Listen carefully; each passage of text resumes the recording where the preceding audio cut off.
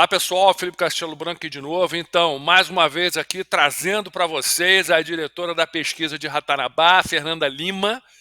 Com certeza muitos de vocês já viram por aí essas imagens novas, impactantes, extremamente polêmicas, porque a gente está vendo que a verdade é outra, não é? Dos crânios alongados, várias evidências lá da pesquisa de Ratanabá, dessa caverna. Trouxe aqui a Fernanda justamente para contar para vocês os bastidores, como é que foi. Mas primeiro vamos ver o vídeo. Olha aqui o vídeo da entrando na caverna e descobrindo esses crânios, esses esqueletos gigantescos. Vamos lá. Estou até chamando de caverna Anunnaki. Olha o vídeo. Estamos chegando na fenda. Cuidado aí. Bah. Aí, todas. 3. Deixa do jeito que tá. Porque, IFAM, né? Infelizmente, gente, estamos aqui, não podemos mover uma folha, né? Será?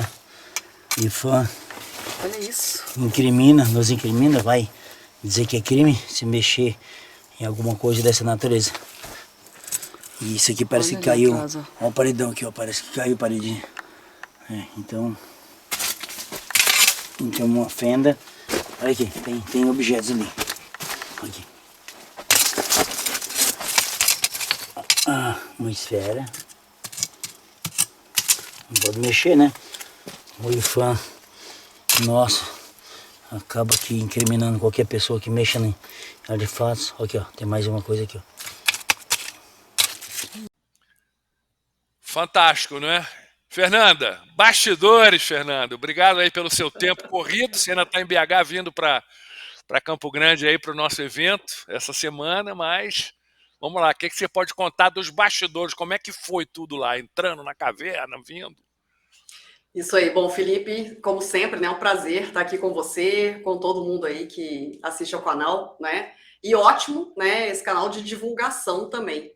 É sempre bom a gente trocar aí conhecimentos, trocar ideias e deixar claro, né, que este vídeo que vocês viram só foi possível por causa dessa divulgação que nós estamos fazendo em massa, né? Se não fosse essa divulgação, nunca essa informação teria chegado até nós e nós nunca teríamos chegado até este local, né? Então, assim, sensacional. É por isso, assim, o pessoal, a gente sabe, né, Felipe? O pessoal é impaciente, eles cobram o resultado, eles querem saber das coisas, mas, gente, tudo a seu tempo, né? Então, assim, aos poucos a gente vai mostrando o que está acontecendo aí. Temos muito mais. Eu falei assim, esse crânio aí é a pontinha nem a pontinha do iceberg, tá um pouquinho para cima ainda. Esse é o compromisso nosso de Dáquila, né, Fernanda? Apresentar, mostrar tudo para a população, mostrar a verdade para a população. Chega de manipulação. Quem manipula são as instituições aí, chapa branca oficiais, não é? Então, a importância da gente divulgar é justamente para isso, para o pessoal saber e também, não é, nos proteger até, não é? Nos permitir avançar nessa pesquisa. Porque, obviamente, nos bastidores tem muita gente que não quer, não é, essa informação na boca do povo. Não quer de jeito nenhum. Não é isso? Exatamente, exatamente. Ao mesmo tempo que isso nos protege, isso também faz com que a gente acesse mais informações de uma forma muito rápida, né? Então, assim, como eu falei, foi por causa disso, exatamente por causa dessa divulgação gigantesca, que nós conseguimos chegar até esse local. Foi muito interessante porque desde o começo das pesquisas, nós começamos a ser procurados por intermédio de vários canais, o seu canal, canais aí parceiros, os canais de Dáquila, todos procurando e várias pessoas falando, tal lugar, vocês já viram isso, já viram aquilo, não sei o quê.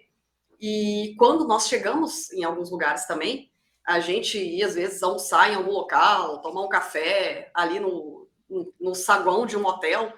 Algumas pessoas vinham também conversar com a gente, né? Eles viam a gente sempre estar identificado, né?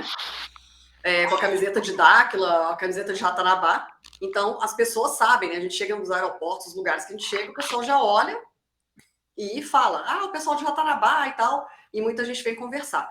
Então, foi um desses encontros que uma pessoa chegou até mim, a Urandir, e falou, né, que ele tinha é um local, era uma propriedade dele, que eles já tinham, não era um local de muito fácil acesso, eles já tinham chegado até o local, mas eles meio que viram por alto e não quiseram chegar até lá.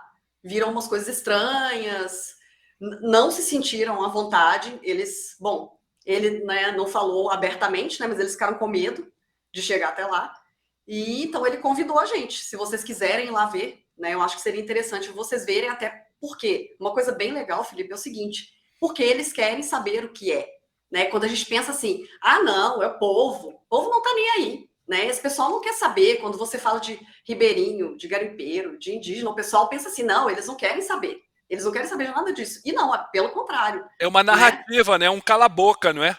Isso aí é conveniente para as autoridades, não é? Deixar o pessoal na ignorância. Não, não, eles não querem saber de nada. Isso é tática, né? Com certeza. exatamente, é ao contrário. Eles chegaram para a gente, né? Ele já chegou para a gente e falou: eu quero saber o que é aquilo, o que eu tenho, né? Ali, o que será? A gente ficou curioso, a gente não quis né, aprofundar, a gente não tem nem conhecimento para isso. Então nós gostaríamos de levar vocês até lá. Então foi uma coisa assim, uma correria. Quando a gente olhou, a gente aquela coisa do feeling, né? A gente tem muito essa coisa assim também. A gente ficou naquela, a gente falou: não, vamos lá. A gente tem que ir lá ver o que que é. E esse local na região sempre, não é? Sem especificar nada, mas na região. Naquela É, região. foi naquela região, foi um pouquinho, né, afastado. É o que a gente fala, né? Sim. Na região a gente sabe, né? Tem uma grande área de Ratanabá. A gente, quando fala de Ratanabá, a gente fala das quadras, que elas estão ali, né? Naquele pedaço onde realmente a gente passou o Laida. Mas ali nas redondezas, nas divisas, a gente encontra muita coisa, né? E a gente já foi para o Pará, a gente já foi em outros lugares também, a gente foi para o estado do Amazonas. Então, é uma região, né? Você pega ali até o bico, né? A pontinha é Mato Grosso do Sul, vai subindo Mato Grosso, pega a ponta toda. Isso tem muita coisa, é muito local ainda. Imagina o que garimpeiros, não é? Esse pessoal, não é? Esse pessoal de mineração, imagina o que esse pessoal não acha, né? Exatamente. O mesmo porque, ao contrário, né? De nós que queremos pesquisar, a gente não tem o direito de fazer nenhuma escavação. O garimpeiro, ele chega ali, ele chega tendo licença ou não, eles vão fazer o quê, Felipe? Eles vão escavar, né? E Exatamente. escavando, Eu acho até isso uma estratégia, né, Fernanda, das autoridades, né, para frear, justamente, impedir essas descobertas, porque com certeza eles sabem. O pessoal sabe que lá tem muita coisa, mas não querem, não permitindo a escavação, porque é aquele negócio, você pode escavar um metrinho. Gente, um metrinho você vai achar coisas muito recentes. Você tem que ir mais fundo, né? E não deixam. exatamente, exatamente. Bom, aí já é um assunto para outro Sim, não, com vídeo, né? certeza. Vamos lá, na caverna, vamos lá. Então a gente foi até o local, nós chegamos até lá. Realmente não é fácil acesso, é um local bem no alto. Ali, quando vocês veem o vídeo, a gente já está praticamente na boca ali, tem um paredão que a gente foi, bem assim, um lugar É até um perigoso morro, é mesmo. um morro. Você vai subindo o morro ali, né? E eles fizeram, tem um local, não é bem uma trilha, né? Sim. Mas tem uma picada que eles fizeram, né? Para a gente conseguir chegar até ali em cima. Tem que fazer uma certa escalada ali, né? Então a gente subiu com pouquíssimo equipamento, pouquíssima coisa, justamente para a gente também chegou naquela assim, ó, a gente vamos ver realmente o que tem no local, né? E aí, quando a gente chegou, a gente olhou, foi bom, foram as imagens aí que vocês viram, né? E coisas assim, a gente já tinha ouvido falar de algumas coisas semelhantes, mas realmente foi incrível a gente se deparar ali dentro, né, com a quantidade, né, a quantidade ali dos crânios, o formato deles, né, alguns um formato bem, bem estranho, uma coisa que você realmente olha e você fala assim, não, isso daqui não parece ser humano, né, ossadas, tinham alguns objetos ali também, né, então assim, logicamente que a gente olhou ali, a gente fez um registro, né, aquele registro, filmamos, tiramos as fotos, né? Mas a gente não mexeu, né? A gente não mexeu em nada, não chegou revirando nada, né? Mesmo porque, assim, até a pessoa, né, da propriedade, ela falou, a gente sabe que são, né, pareciam, né, que tinham crânios, tinham ossadas, mas a gente também não quer, para eles é uma coisa assim, como se fosse uma coisa meio sagrada, né? A gente não sabe se aquilo ali é alguma coisa do povo que viveu aqui há algum tempo, um cemitério antigo, alguma coisa dos ancestrais, né? Então, para eles é aquela coisa assim, é um local que pode ser sagrado, a gente também não quer encostar, a gente não quer violar, né? Esse tipo de local. Então, a gente chegou ali, né? E a gente se deparou realmente com aquele primeiro crânio ali, né? Um formato Não, totalmente, surreal. As imagens não são tenho o que falar. impressionantes. Realmente não tenho o que falar. Aquilo ali muito impressionante. A gente está, logicamente, né, em contato com o proprietário, a gente está esperando uma oportunidade realmente, conversando com ele, para ver, né, o que ele também, porque como uma propriedade particular, o que a gente sabe? Está tranquilo, a gente sabe que é uma coisa que não está sendo, né, mexida, eles não vão lá, eles não vão ficar revirando aquilo, então tá protegido, né, é uma coisa que está protegida, né, e eles também, eles não querem divulgar, uma propriedade privada, a gente não pode simplesmente chegar e falar assim, ó, gente, é tal lugar, vão lá, que vocês vão achar, não é assim que as coisas funcionam, né, mas realmente, assim, em matéria de quebra-cabeças, de inovação, de pesquisa, de achados, para a gente realmente foi assim, não tem, né, Felipe? Não tem muito o que falar. É aquele Realmente negócio, de acordo com as nossas informações, inclusive as informações dos nossos parceiros, né? Essa tipologia, né, de crânios alongados é típico Anunnaki, não é?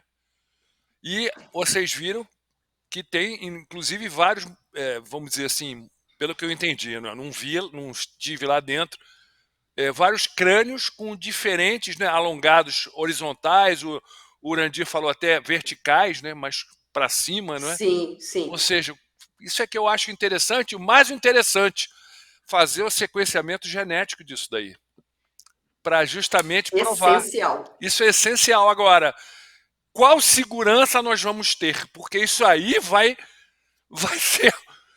quebrar inúmeros paradigmas, não é? E o que acontece? Que segurança a gente vai ter de que vai ser feito de maneira correta, sem manipulação? O problema é esse, a gente está nas mãos de uma ciência com S, corrupta.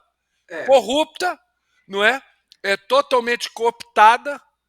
E como é que faz? A gente já teve esse exemplo, sem citar nada, porque tem que ter cuidado, mas a gente teve esse exemplo agora, nesses últimos anos. Como que faz, né? Porque seria uma prova cabal. Já acharam no Peru esses crânios alongados também, mas na Amazônia, inédito, e não só isso, o tamanho, não é, Nanda? Sim. São de seres gigantes, né? 10 metros, 12 metros, 8 metros, não é isso? Exatamente. Aí já são duas coisas assim, né? O pé na porta, né? Tamanho, porque o pessoal fala, não existiam, né? Esses gigantes, eles não existiam. Isso daí é coisa da cabeça do pessoal. Isso daí não existe, é impossível. E outra coisa, com esse crânio, nesse formato, né? Aí você vai falar o quê? Isso daí foi um humano que evoluiu? Não, isso é surreal. Isso aí mostra para o pessoal, olha, pessoal, isso é um exemplo perfeito de que quando uma associação, uma instituição independente, não é, consegue fazer, obviamente, temos um bônus são os direcionamentos dos nossos parceiros das 49 raças. Isso é uma realidade. Mas quando você tem essa independência, você consegue chegar em lugares, consegue achar coisas que realmente destoam da narrativa oficial. Narrativa, porque não é história, gente. Quem escreve a história são os vencedores, são os poderosos, são eles. Então eles escrevem as historinhas que eles querem. Né? Esse é que é importante. Por isso que é sempre controlada. Toda pesquisa é controlada, tudo controlado. Então, quando acham alguma coisa que foge dessa narrativa, esse é meu medo, sabe, Nando? Porque Sim. se a gente apresenta, por isso que a gente tem tanto cuidado, né? De não revelar onde, nada. Estamos mostrando as filmagens, mas para aprofundar isso, a gente precisa também de ter um nível de independência, não é? De pesquisa até, porque determinadas tecnologias, por exemplo, fazer um sequenciamento genético, você tem que procurar o quê? Um laboratório de reputação, né? Um instituto, aí, uma universidade. E aí, que garantia a gente vai ter da independência desse pessoal, não é? Na fidedignidade das análises? porque isso aí vai contra também, as universidades viraram religiões, né? Dogmas, não pode tocar em nada, se não vem deles. Exato. Não é isso? Exatamente. Nós já escutamos nesse tempo aí de pesquisa várias vezes, né? Algumas pessoas, os locais que chegam para a gente, e eles falam que às vezes eles entraram em contato com as instituições justamente para o quê? Pegar orientações do que fazer com achados, às vezes no quintal da casa deles. E assim, colocaram tanto medo neles, tipo assim, eles já começam, não encosta, não faz isso, não pode fazer, não sei o que lá, não sei o que lá. O cara foi atrás de uma orientação. Ele já foi tratado, às vezes, o cara se sente já um criminoso. Isso. Pô, o negócio tá no quintal da minha casa, eu fui, sei lá, plantar uma planta aqui, achei uma coisa, fui atrás de uma orientação e eu tô sendo tratado como criminoso. O que a gente escuta, Felipe, é isso. Então, a população, se ela não tiver uma orientação própria, vão ser várias coisas. Primeiro, eles têm que ter a orientação correta, sabendo que eles estão procurando pessoas de confiança e que realmente, né, vão fazer o que precisa ser feito. Que no caso nosso é o quê? Mostrar a realidade. Não adianta nada você chamar um instituto para ir no local desses, eles vão pegar tudo, recolher, esconder, enfiar sei lá onde e esconder. Não é isso que eles querem. Então, assim, para a gente foi muito importante essa confiança que a população tem mostrado em nós também. Né? Isso é um trabalho para a gente importantíssimo. Então, assim, pela confiança, a gente agradece enormemente, né? Pela confiança, então a gente sabe que a gente também, né, a população olha, né, para a Dáquila, olha para os pesquisadores e sabe que a gente está fazendo um trabalho sério, um trabalho de compromisso com a população. exatamente. E um trabalho de compromisso com a verdade.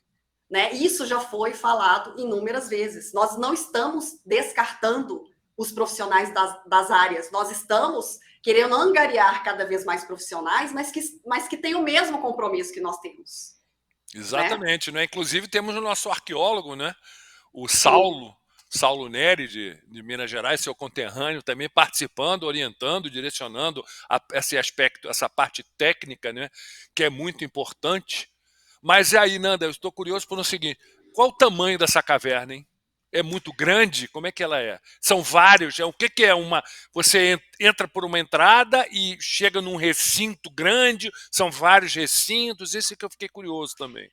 Esse local em particular, tá, nós chegamos, era um recinto único, maior, e tinham mais ou menos ali eram 9 crânios que tinham ali com as ossadas. Sim. Então, mais ou menos isso. Tinha algumas partes que a gente via ali da parede, né, que já tinha desmoronado, tá? Mas esse pedaço, né, esse lugar em particular, era mais ou menos aí nesse formato.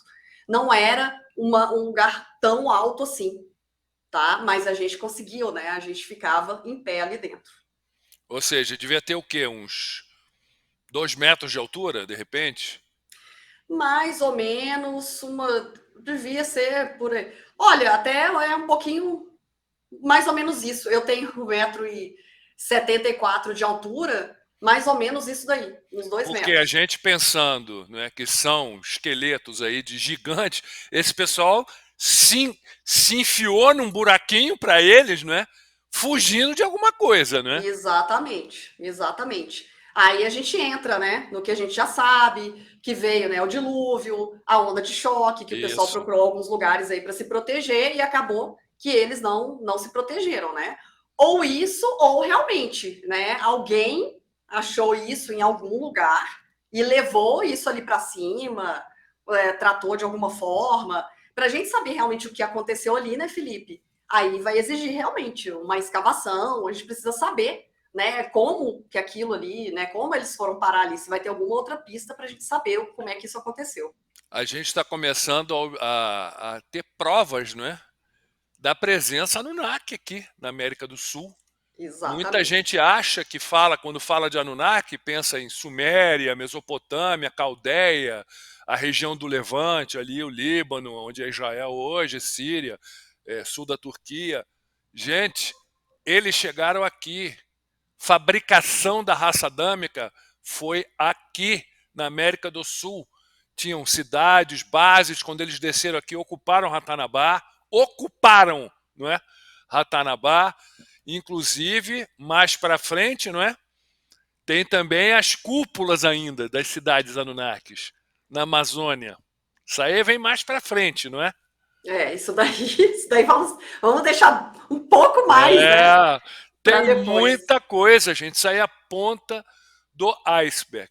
E vocês, outra coisa que eu queria perguntar, muita gente vendo o vídeo falou, ai, mas será que vocês não... Eles acharam que viram, me perguntaram isso, uma caixinha metálica, tinha alguma coisa assim que vocês viram? Foi A me gente perguntado. tinha alguns objetos ali, objetos metálicos, tá? São objetos metálicos. Tinha uma coisa, era mais ou menos circular, meio que em espiral. A gente não conseguiu entender muito bem.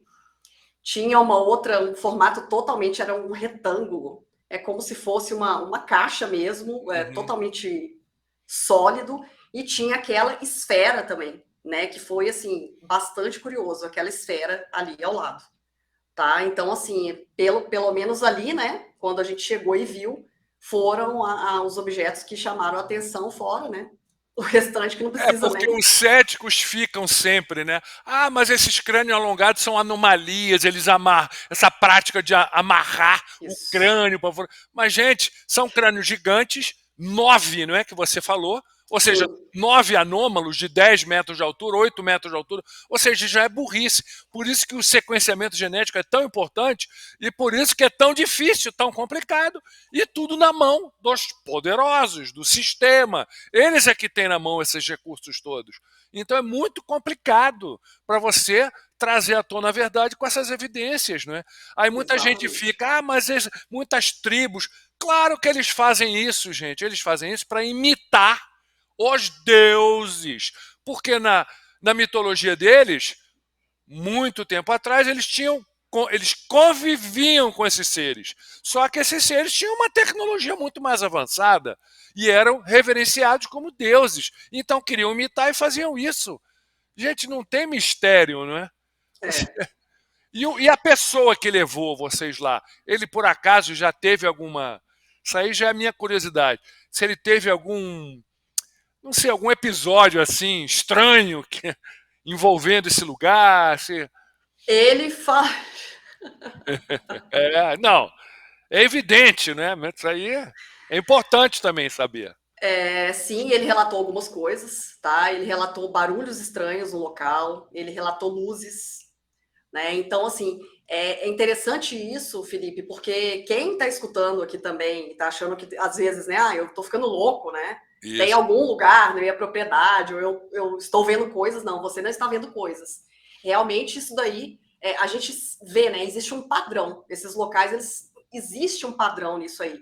Então, é um relato que a gente já escutou em outros locais também. Luzes, barulhos estranhos, às vezes barulhos metálicos, que assim, parece que o local está vivo, Uhum. né? Isso que eles relatam muito, tanto que eles não chegam lá, eles têm medo, eles falam, né, abertamente, não, a gente tem medo de ir lá, quando a gente viu que era alguma coisa, né, ligada, parecia, sei lá, um cemitério, alguma coisa, a gente achou fora, a gente nunca mais voltou lá, né, aí foram, chamaram a gente, e a gente vai, né, a gente vai, não, tudo bem, a gente vai lá ver o que é, né? Mas realmente eles relataram outras coisas ali bem interessantes, bem estranhas, assim. Bom, que Eu, pra gente não é nem um pouco estranho, né? Pra não, gente é com tudo bem certeza, a normal. gente já está. Não, justamente isso para quê? Eu acho muito importante você falar isso daí, justamente para desmistificar. A gente se cria muito misticismo, muita mitologia, muita historinha. São alma penada, essa coisa, tá assombrado, não sei o quê. Gente, isso é tudo historinha. Isso aí são historinhas para afastar as pessoas. São mitologias criadas para justamente não deixar o pessoal ir lá. Não é? O sistema não quer que as pessoas encontrem evidências que, vamos dizer, destoam da narrativa oficial, gente, da historinha que a gente está acostumado. Não é? Isso é muito importante, muito importante. É. E outra coisa, então, só para compreender um pouquinho, no morro, vocês subiram esse morro e em cima do morro tinha essa caverna, não é? Não é isso? Então, Isso. justamente, esse vamos dizer, essa dedução nossa de que estivessem fugindo, né, tentando se abrigar ou da onda sônica, né, ou do dilúvio. Não é? Então, se abrigaram lá. Agora, imagina o entorno. Vocês fizeram alguma exploração em torno dessa caverna para ver se tinha mais alguma evidência, alguma coisa? O local ali em si, ali em cima, depois que a gente subiu ali em volta, era um local bem complicado, né? Para subir ali já era uma pirambeira, né? Uma coisa bem acentuada. E a gente ali, acho que dá para ver, né? O comecinho do vídeo, o Urandir tá na minha frente, eu tô atrás filmando. Sim. Realmente a gente passando de lado, né? Foi bem, né? Uma situação assim, a gente tomou bastante cuidado para chegar lá. Então ali mesmo não foi o local que a gente pôde ver muita coisa. Embaixo o que acontece ali já é uma propriedade. Né? Eles não relataram nada, não encontraram nada, né? Não tem outras coisas que possam trazer evidências, mas talvez, né? Se tiver alguma escavação no local, a gente sempre fica pensando, né, Felipe, por que eles escolheram aquele local? A gente sabe que, por exemplo, nesses 30 anos de pesquisa, o nosso presidente ele tem seguido pistas, ele chega em locais que apontam outros locais. Esse local é um local de um dos que já estava mapeado? Sim, é uma região que já estava mapeada, né? Então, assim, aconteceu o quê? A gente foi e agora a gente já tem mais né, um alfinetinho ali nesse mapa, né, que já falando que tem. Com isso, a gente já tem uma rede de outras ligações, inclusive aí de outros locais, de outras cavernas, né, onde a gente vai achar inclusive mais esqueletos. Né? Isso daí, como gente, se fosse uma caça ao tesouro, né, Nanda? Exatamente. E um exemplo de uma pista dessa é o pé de Ratanabá, o famoso pé de Ratanabá, pé gigante também. E é impressionante, não é? Tudo isso, né? E como tentam abafar, não é? Eu acho engraçado isso, né? São revelações bombásticas, com provas, com evidências, né? E o pessoal tentando abafar, tentando mascarar, não é bem assim, isso é coisa de louco.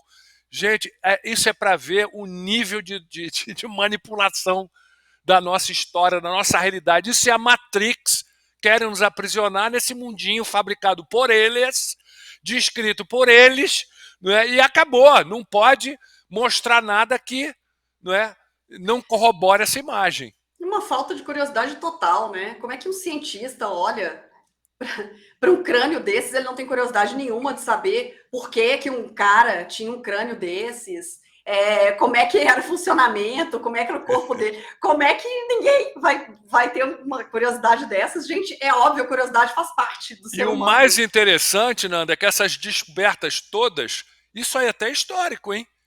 São feitas por pessoas que não são da área. Sim. Porque tem outra visão, outros olhos. Não tem aquela doutrinação recebida nas universidades. Tem muita gente que fala, fulano é PhD. Não estou generalizando, gente. Ou, não estou generalizando. Isso aí é como funciona o sistema. Fulano é um arqueólogo PhD. Gente, ele foi doutrinado até a medula. Então ele sempre vai falar o quê? Não, isso não existe, isso é impossível, ele não tem abertura. A vaidade também conta, né? Depende da pessoa. Existem muitos de cabeça aberta. Temos um arqueólogo na nossa equipe, tem uma cabeça super aberta, curiosíssima, está vendo isso tudo e, opa, está se escandalizando, inclusive com a atitude dos acadêmicos. Mas é sempre assim. O alemão que descobriu Troia não era arqueólogo, gente. Ele seguia o quê? As histórias clássicas gregas, os relatos gregos clássicos, e chegou lá, todo mundo sacaneando o cara. Não, que é isso? Ele era um empresário. Olha como é que é sempre assim, gente. É sempre assim, impressionante.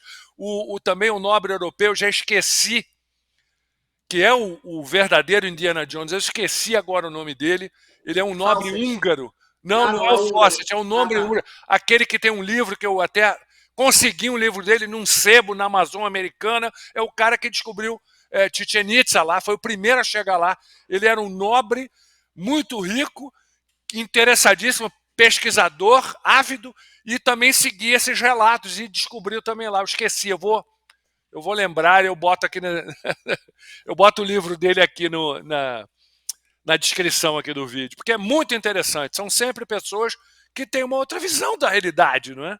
Mas é por isso, né? É o que a gente fala, o ser humano, ele é movido à curiosidade.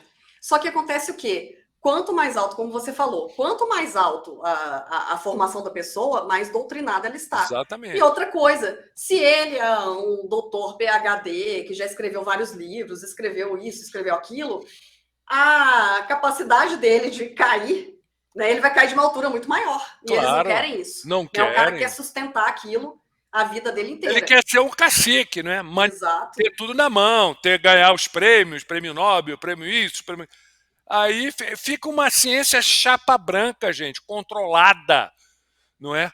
Totalmente controlada, é um sistema perverso. E ultimamente não, sempre foi ligado ao quê? A dinheiro. Porque você precisa de o quê? De financiar isso tudo. E só os poderosos. Isso aí, por isso que o pessoal fica, a gente quer para amanhã as evidências. Gente, isso é tudo muito caro, a gente faz isso de maneira independente. Somos uma associação independente. Chegamos onde chegamos, claro, com a ajuda das 49 raças, com os seus direcionamentos, para vocês verem como é uma coisa pragmática, gente. Pragmática, pé no chão. Ó, gente, está aqui as evidências, está aqui as evidências, está aqui os direcionamentos, vocês vão lá pesquisar. Fomos pesquisar e olha os resultados. Mas é aquele negócio, é limitado, né? E uma coisa bem legal, a gente falando disso, que eu também estou lembrando aqui. Muitos desses pesquisadores, casca grossa, que ficam aí sentados escrevendo os livros, né, ganhando dinheiro aí com as informações, até no exterior, né, Sim. Ganhando dinheiro com informações da Amazônia, Sim. Eles pegam essas informações pagando pesquisadores locais, indígenas locais, ribeirinhos locais, garimpeiros locais. Eles pagam essas pessoas para eles irem aos locais pegarem as informações para eles. E é muito legal, porque quando a gente conversa com essas pessoas, eles viram e falam: não, tem um pesquisador lá, não sei aonde, está na Europa, é alemão, é italiano, é americano, eu não sei. Eles sempre falam: ele está não sei aonde, eu estou aqui mandando as fotos, mandando as coisas para ele, mas ele me falou que isso daqui é não sei o que, isso daqui é não sei o que lá. Só que assim, o cara que está ali em loco, vendo as coisas, ele às vezes ele vira e fala: só que a história que tem aqui não é isso que conta. Isso daqui não tá parecendo nada disso que ele tá falando, mas ele tá me falando que é outra coisa. Então, assim, a diferença de uma pessoa, às vezes, ela tem menos instrução, ela tem menos doutrinação, como você tá falando. É importante a gente ter o conhecimento? É óbvio que é importante. Não seria muito melhor esse cara que tá ali, né, no PhD, ir em loco com uma outra cabeça e olhar e falar assim: opa, peraí, não é bem isso não, a coisa aqui mudou de figura. Né? O ideal seria isso, mas nós não temos essa situação ideal. Então, o que acontece é exatamente isso. As pessoas chegam ali com um olhar livre e elas, às vezes, ali fazem uma interpretação que ela não está, né, travada em alguns conceitos e faz uma interpretação que ela é muito mais assertiva do que o cara que está ali escrevendo os livros. Mas as pessoas vão ver o quê? A referência ao cara que escreveu o livro. Né? Então, ele vira referência. E o sistema é tão bem feito, né, Felipe, que não adianta, se você olhar na cadeia toda, se um outro arqueólogo, né, vira e fala assim: não, mas não é isso. Os caras viram e falam assim: mas você não escreveu metade dos livros que o outro escreveu? Claro. Esse é o sistema, né? Infelizmente. Eu até, você está falando isso aí, eu lembrei de uma coisa interessante. Ontem à noite, porque assim, eu tinha comprado um Kindle e aprendi, eu aprendi a converter inúmeros livros em PDF que eu tenho, muito raros que não tem mais, você não acha em lugar nenhum, mas eu tenho vários em PDF. Eu aprendi a jogar para o Kindle, convertendo no formato dele. E ontem eu recomecei a ler As Crônicas de Akakor, escrito pelo jornalista alemão Karl Brugger. E fiquei muito surpreso e lembrei, gente, de muita coisa. Eu tenho 59 anos, né? Não pareço um guri, não é? Mas eu tenho estrada já, tenho muita experiência. Tenho muita experiência, inclusive graças a uma grande amiga que desde 13 anos de idade que eu a seguia, fiquei muito próximo dela, a dona Irene Gran, que é a maior ufóloga brasileira de todos os tempos, uma figura fantástica. E eu sempre com ela falava 10 idiomas aí fluentemente, conhecia todo mundo, uma grande credibilidade.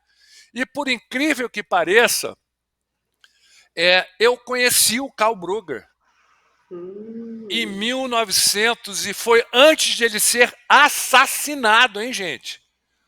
Porque ele foi aqui no Rio de Janeiro, lá no Rio de Janeiro, estou em Campo Grande, lá no Rio de Janeiro, na Avenida Atlântica. Um assalto. Mentira! Não foi. Foi muito misterioso. Eu conheci ele na casa da Dona Irene Grank, não é? Ele, a Dona Irene Grank, filha de a mãe alemã, ela falava fluentemente alemão. Tal. Eu, naquela época, tinha 17 anos, não entendia bulufas, né? 16, 17 anos eu tinha. Eu encontrei, ele comentou do livro Dona Irene, eu tinha o livro físico, não sei, sumiu aqui, nas minhas viagens, muda para cá, muda de coisa, sumiu, mas eu achei o PDF anos atrás, consegui converter no Kindle ontem, comecei a reler. Gente, impressionado com os relatos que ele colocou do tal Tatum Canara, que era esse cacique mestiço que falava alemão, filho de alemão com um índio local. E ele relatando coisas que tem muito a ver com o que a gente está vendo. Tem muito a ver com Ratanabá, com essa cidade subterrânea. Relatos impressionantes.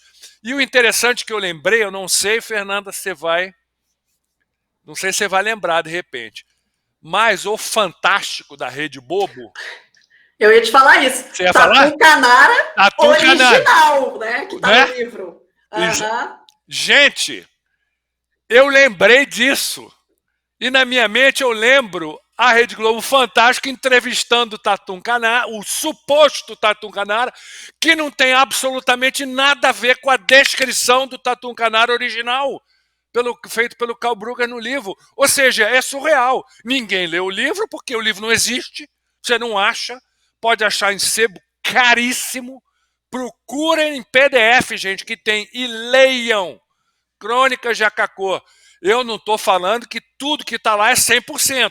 Foi escrito por um jornalista alemão que encontrou esse cacique e o relatou um monte, inclusive o convidou para ir, não é? Mas indo não volta mais. Entendeu? Ele não foi. E queima de arquivo. Mataram ele. Tomou um tiro na Avenida Atlântica. Olha como é que é o negócio.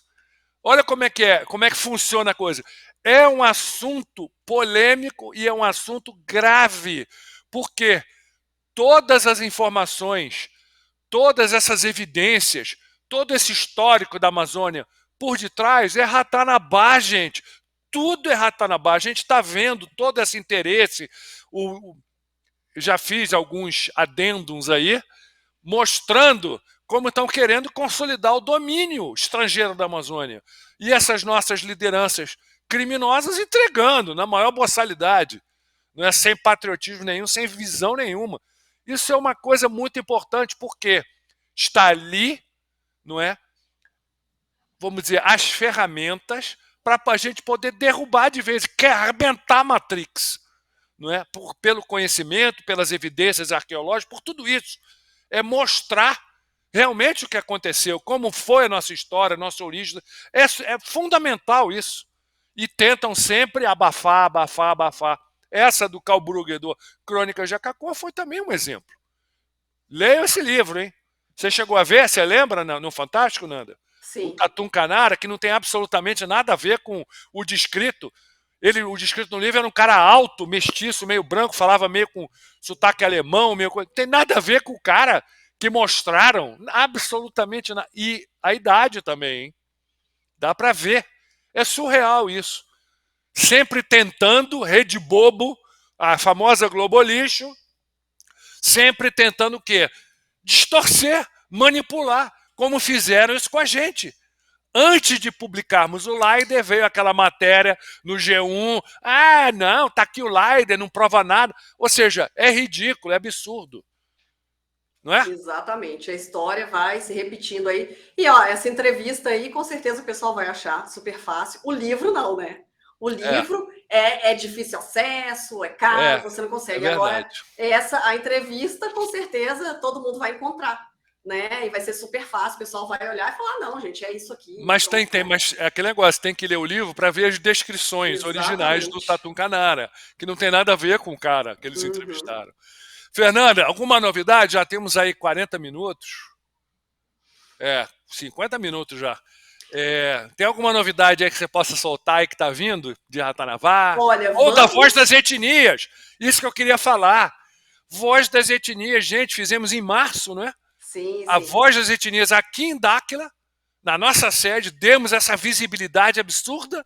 E o que acontece? Estranhamente aparece CPI das ONGs, não é? E olha o que está sendo não é? Ventilado.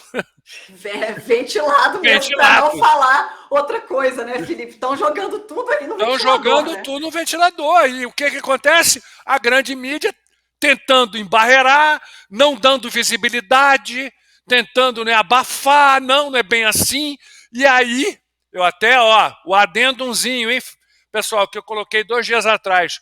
O link aqui, importante. Depois que assinaram com a União Europeia, não é? O que acontece? Muita grana. No dia seguinte já está o cacique Raoni, que a gente sabe que é um papagaio do sistema, já organizando um xerox aí, uma cópia da Voz das Etnias. Só que uma cópia controlada. Aí traz DiCaprio, traz esse pessoal todo aí, badalado, né? Artistas, para tentar corroborar essa visão distorcida deles, né, que eles querem passar para a população. Ficou óbvio, né, Fernanda? O que você achou disso tudo? Não, isso daí é sensacional, porque para eles estarem fazendo isso, é justamente, eles estão vendo a verdade chegando, né, nas casas aí de todos. O pessoal precisa saber essa realidade, o que acontece na Amazônia, da boca daqueles que estão sofrendo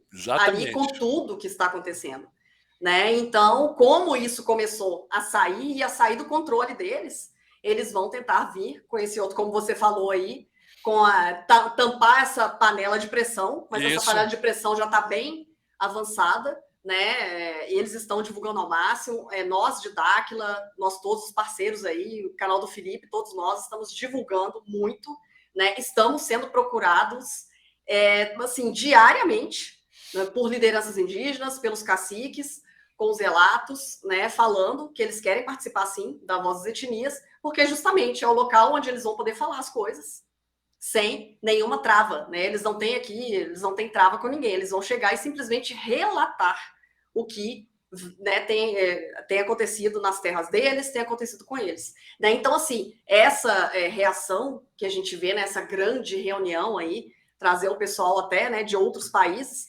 justamente o medo, né, mostra essa ação que está dando resultado, né? As pessoas têm que divulgar, elas têm que abrir os olhos. Não pensem que indígena, Amazônia, isso eu não tenho nada a ver com isso. Gente, se a gente é brasileiro, a gente tem tudo a ver com isso, sim, né? Porque isso daqui estão querendo entrar na nossa casa, né? Entrar na nossa casa, deitar na nossa cama e falar: eu tô aqui para te ajudar a dormir melhor. E essa patotinha, não é? Que destruiu o quarto deles já, na casa deles, não é?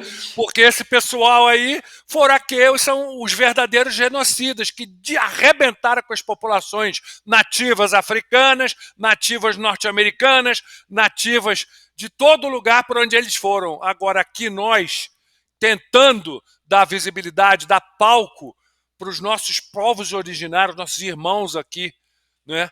Da Amazônia. Até eu estava escutando ontem, não é, uma intervenção da deputada federal indígena, a Silvia Waipi, eu acho, ela falando: gente, brasileiro, a maioria tem um pouco de genética indígena. Claro, tem um pouco. Todos nós, a mistura que o Brasil tem isso. Então é responsabilidade, sim, de todos nós, porque são, de fato, nossos irmãos, não é? E esse pessoal vem falar o quê?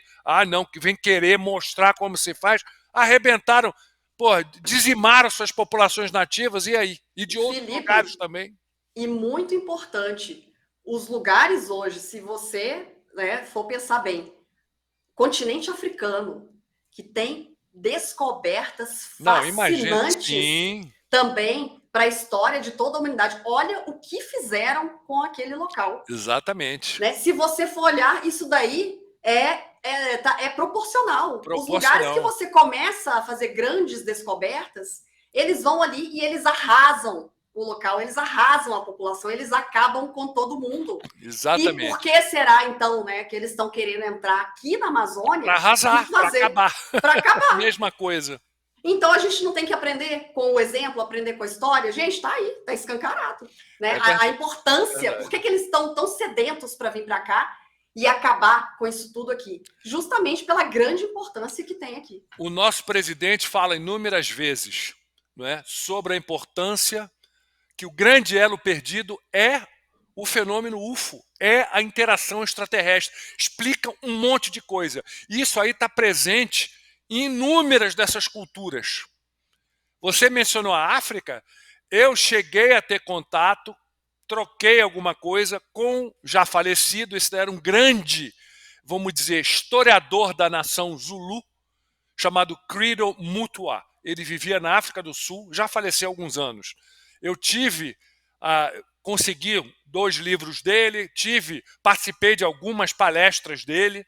É uma pessoa fantástica e fala com todas as letras, mesma coisa, da interação com seres de outros planetas, de outros mundos, né?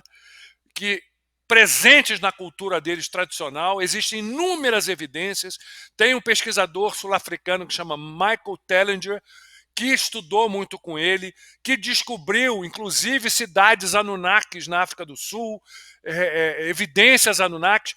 Ele também é uma pessoa que achou uma pegada igualzinha, vou botar aqui a foto. É o pé de Deus, né? Exatamente, igualzinho na África do Sul, igualzinho o pé de Ratanabá, que a Nanda e o... Nossa, eu vou botar aqui as duas até, para vocês verem. Olha só, ou seja, isso é abafado, não querem que essa verdade chegue.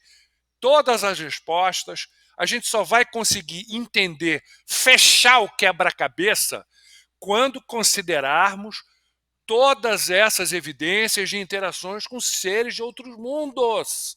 Isso é fundamental. Por isso que é tão combatido. Agora nem tanto, está mudando, mas nunca quiseram que a população, né, se interessasse, sempre diluindo, né, a coisa, sacaneando de maneira jocosa, ridicularizando. Hollywood, com a sua máquina de propaganda, sempre contribuindo com isso.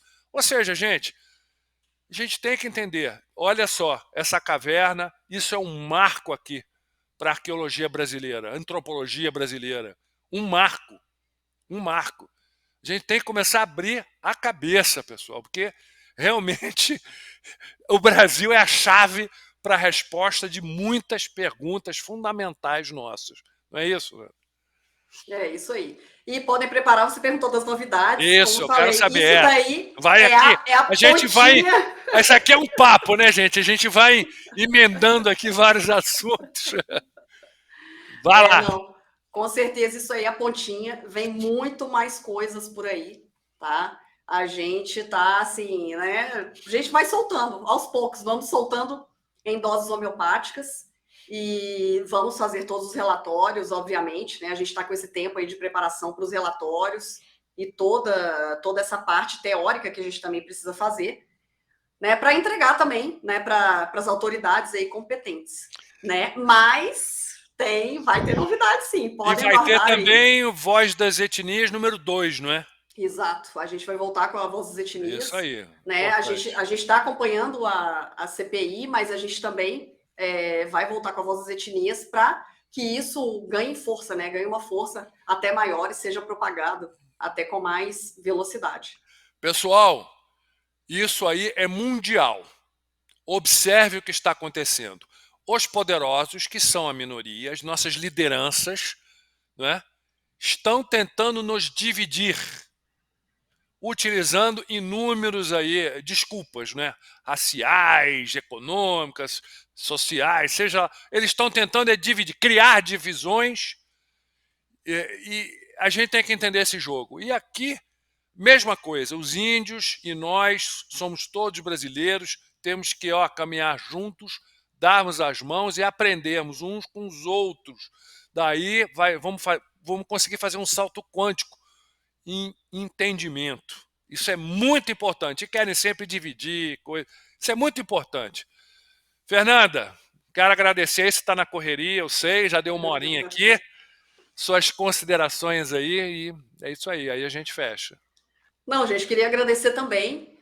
Vejam, o Felipe vai deixar o vídeo aqui, vejam o vídeo, leiam o livro, né? Leiam os livros, vamos atrás aí do conhecimento. A gente tem muita coisa muita informação para trocar ainda. Que continuem vindo as informações, né? Os profissionais, a gente continua sendo procurado aí por profissionais anônimos que querem contribuir com a pesquisa, são todos muito bem-vindos. A gente entende, né, essa condição e a gente está aqui para ajudar a reverter essa situação, sim, para que todo mundo possa sair do anonimato. A gente sabe que não é fácil, a gente está passando por isso há anos, né, Felipe? Nosso presidente aí é um grande exemplo, mas são tijolinhos que a gente vai colocando aí e o resultado é fantástico, é sensacional, a gente está muito orgulhoso, a gente está mega feliz. E vamos que vamos, a gente está junto, continue acompanhando a gente aí. Muito obrigado, Felipe, pela força também. É isso aí, muito obrigado, Fernanda Lima. Isso aí, galera, vamos buscar conhecimento. Tamo junto. Falou. Pessoal, somente uma errata aqui, uma correção, quando eu mencionei sobre o nobre, um húngaro, não é? Que havia participado da descoberta de Chichén Itzá, tá? Não tá errado, eu me confundi, tá? O nome dele é Baron Kunda Prorok, tá? E ele é responsável pela descoberta da rainha das Amazonas, a Tinhanã, no norte da África, não é? No Saara, a tumba dela, muito interessante. E no México também com a tribo Lacandón no Chiapas, tá? Descobriu também outras coisas lá muito interessantes. Uma errata, ele não participou da descoberta de Chichén Itzá, eu me enganei, tá? Só para deixar aqui bem esclarecido para vocês. Falou!